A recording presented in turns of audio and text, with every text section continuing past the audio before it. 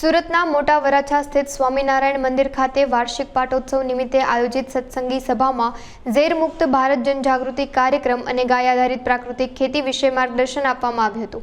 આ પ્રસંગે વિવેક સ્વામી તથા નિર્દોષ ચરણદાસજી સ્વામી ઉપસ્થિત રહ્યા હતા। જાણીતા અગ્રણીઓ ધનજીભાઈ અકાળા અને મથુરભાઈ સવાણી, ગૌપ્રેમી લાલજીભાઈ સાવલિયા અને પ્રાકૃતિક કૃષિના પ્રચારક રોહિતભાઈ ગોટી દ્વારા પ્રેરણાત્મક પ્રબોધન કરવામાં આવ્યું હતું। प्राकृतिक कृषि और गौ प्रेमी नरेन्द्रभाई રીબડિયાએ गाय बचाओ धरती बचाओ अभियान साथे भारत ने झेर मुक्त करीने समग्र जीव सृष्टि और पर्यावरणना रक्षण माटे हाकल करी हती। गौ सेवानुं भगीरथ कार्य करी रहेला ओमराम बापुए पण झेर मुक्त भारत अभियान अंतर्गत मार्गदर्शन पूरुं पाड्युं हतुं। તેમણે ઋષિ કૃષિની સંસ્કૃતિને બચાવવા, રોગમુક્ત ભારતનું નિર્માણ કરવા અને ગામડે ગામડે ગૌ આધારિત પ્રાકૃતિક કૃષિ અપનાવીને જીવન બચાવો, પર્યાવરણ બચાવોનું સૂત્ર આપ્યું હતું।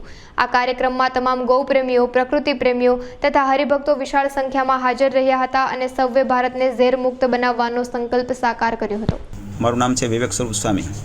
ખાસ કરીને તો આજનું જે વાતાવરણ છે એ એટલું બધું ભયંકર અને દૂષિત થઈ રહ્યું છે અને એનું મૂળ જો કોઈ કારણ હોય તો પેસ્ટિસાઇડ ખાતર, જંતુનાશક દવા અને ઝેરીલા ખાદ્ય પદાર્થો જેણે આખા દેશને બરબાદ કરી નાખ્યો છે। આપણી સંસ્કૃતિનું જતન કરવું એ હરેક ભારતીય માટે બહુ મહત્ત્વનું કાર્ય છે, પણ આજે આપણું સત્વ આપણે ચૂકી ગયા છે। વિદેશી લોકોએ આપણને ખતમ કરવાને માટે પેસ્ટિસાઇડ ખાતર, જંતુનાશક દવા એ આપણને આપ્યા અને આપણે આપણું બધું ખતમ કરી નાખ્યું। હવે આપણા ભારતને મૂળ સ્થિતિમાં લાવવા માટે હરેક વ્યક્તિએ જાગવાનો સમય આવી ગયો છે। આજે જંતુનાશક દવા અને પેસ્ટિસાઇડ ખાતરના માધ્યમથી આપણી ખેતી બંજર બની ગઈ છે। એમાંથી પાક જે પાકે છે, ઝેરીલા પાકે છે, એને ખાઈને બધા લોકો કેન્સરના ભોગી બન્યા છે। WHO નું તારણ આવ્યું છે કે 5 થી 7 વર્ષમાં એક ઘર બાકી નહીં હોય જેને ઘરે કેન્સર નહીં હોય। તો આપણે શું કરશું? ગાય આપણી માં છે, એને આપણે રખડતી ભટકતી કરી મૂકી। ગાય આધારિત ખેતી કરવાને બદલે આપણે ખર્ચા કરીને ખેતી કરવા માંડ્યા, ખેતીને બંજર બનાવી દીધી। આપણી જનેતા જેને કેટલી મોટી ઉપમા આપી છે એને આપણે વૃદ્ધાશ્રમમાં મૂકી દીધી। આ બધાય પાપ કરીને આપણે આપણા પગ ઉપર કુહાડા માર્યા છે। હવે આપણે પગ ઉપર ઊભા રહેવા માટે આ ત્રણેય જનેતાઓને સુખી કરવાના આજથી આપણે શપથ ખાવાના છે। હરેક યુવાન જાગૃત થાય, હરેક શક્તિશાળી લોકો જાગૃત થાય, હરેક સેવક જાગૃત થાય અને પોતાની મેળે પોતે આ ત્રણેયનું જતન કરવા માટે તૈયાર થાય એવી અંતરથી શક્તિને જગાડે।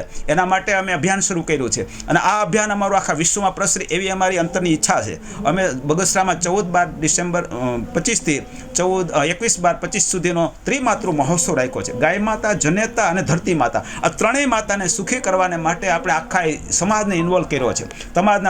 સમાજના તમામ શ્રેષ્ઠીઓ, ઉદ્યોગપતિઓ, રાજકીય આગેવાનો અને ધર્મમાં આગેવાનો છે, બધાને મેં એલાન કરીને કહ્યું છે કે તમે બધા એક મંચ ઉપર આવો, સાથે મળી બધી શક્તિને આપણે એક રાહ પર ચલાવીશું અને દેશને સુખી કરવાને માટે, જનેતાને સુખી કરવાને માટે, ધરતી માતાને સુખી કરવા માટે જો આપણે પ્રયત્ન કરીશું તો આનું સોલ્યુશન થશે। ગૌશાળા ખોલવી, વૃદ્ધાશ્રમ ખોલો, હોસ્પિટલો ખોલવી યા તો બળદશાળા ખોલવી એ સોલ્યુશન નથી। સોલ્યુશન એ છે આખો દેશ ગાય આધારિત ખેતી કરતો થાય, ગાયના દૂધ ઘી ખાતો થાય તો આપણી ભાવિ પેઢીને બચાવી શકીશું, આપણી સંસ્કૃતિને બચાવી શકીશું અને આપણે પગભર ઊભા રહી શકીશું। તો મારી બધા ભક્તોને ખાસ ભલામણ છે, તમામ યુવા શક્તિ, તમામ પ્રકારની શક્તિ આમાં કામે લાગી જાય અને આ ઉત્સવમાં અમારી સાથે રહે અને સારા વિશ્વને આને માટે જગાડે। આનાથી બહુ મોટી કોઈ સેવા ગણાશે નહીં વિશ્વની, એ ખાસ બધાએ સમજવાનું છે। તો બધા ભક્તોને મારું ખાસ આમંત્રણ છે, આ ઉત્સવમાં બધા સાથ રહેજો અને આ ભગવાનનો રાજીપો લેજો એ ભાવનાની સાથે અસ્તુ। જય સ્વામિનારાયણ।